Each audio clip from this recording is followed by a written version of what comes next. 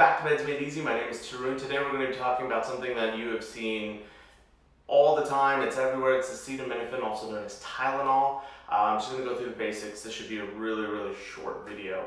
It is used for fever and pain. So in low doses, it's great for fever. Even in higher doses, it's good for fever. But to get pain relief, you have to take it in higher dosages. That's where the pain relief part comes in. If you take like 500 milligrams, or 325 won't really help you with pain, but you got to take it 750 to 1,000 to really kind of see the effect. You have to keep in mind 4,000 milligrams is the highest dosage you can take in a day. Do not take any more than that. You are risking overdose at that point. And I'm going to get into it a little bit later in the video why that is. Now, as far as the fever part goes, it works by inhibition of the hypothalamus heat regulatory center. So whenever the hypothalamus in your brain is what regulates our heat temperature, this prevents it from rising temperatures in our body, which is great because whenever you go get a flu shot, something like that, you tend to run fever, or if you're coming down with a cold, flu, you tend to get feverish first. This helps take the fever down. As long as we can take the fever down, the body works properly and can kind of try to heal itself and then get rid of whatever you got going on.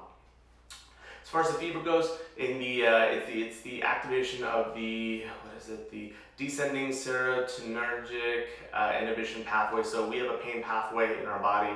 This further down the line kind of cuts off the pain, and it's effective for minor pain. I wouldn't say it's great for major or medium level pain, but for minor pain, it does work if you can't take stuff like Advil, Aleve, things like that.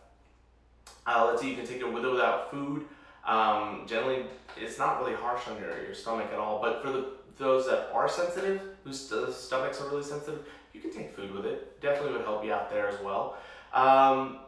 For women that are pregnant, it's generally okay, although we kind of just don't like to give pregnant women medication if we don't have to, but talk through with it with your OBGYN, but generally you can use it if you need it during pregnancy. Same thing with lactation. Whenever you're breastfeeding, there is a concept of, there's a number of relative infant dose, the RID, associated with this medication. So as long as there's a threshold, as long as the amount of acetaminophen doesn't rise above that in your breast milk, which means that's what's going to the kid, then it's generally okay to take. And your doctor will be monitoring those levels if you have to take this kind of long term.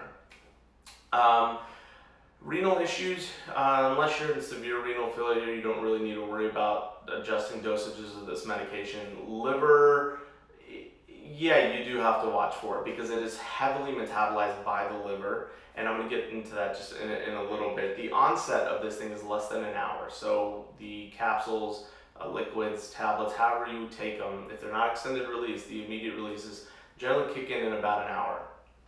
Time to peak is again anywhere from 10 minutes to 60 minutes. So very quick acting, which is why generally you can dose Tylenol like every 4 hours if needed be, depending on what you have. So it's a quick acting medication. Put up a list of side effects here.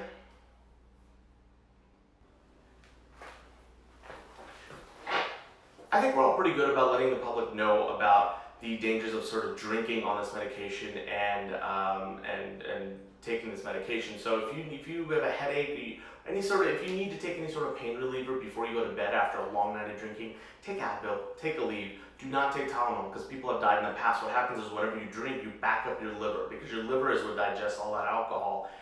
And same with acetaminophen. So if you take a ton of Tylenol and then you're essentially backing up your liver with all of this work, it's eventually going to lead to toxic levels in your body, and you will OD and die. People have literally died from drinking a lot one night and then taking a ton of Tylenol. It's happened several times. Google it.